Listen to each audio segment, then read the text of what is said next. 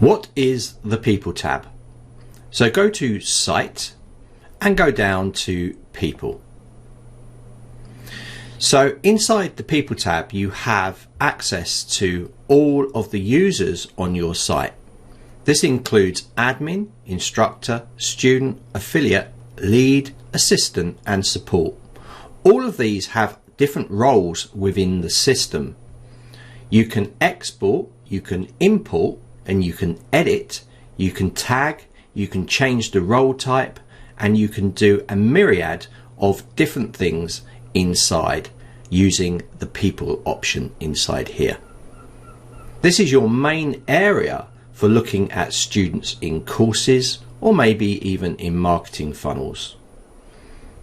In other words, this is your main dashboard for organizing the users that have enrolled or you have added on your Zenler site.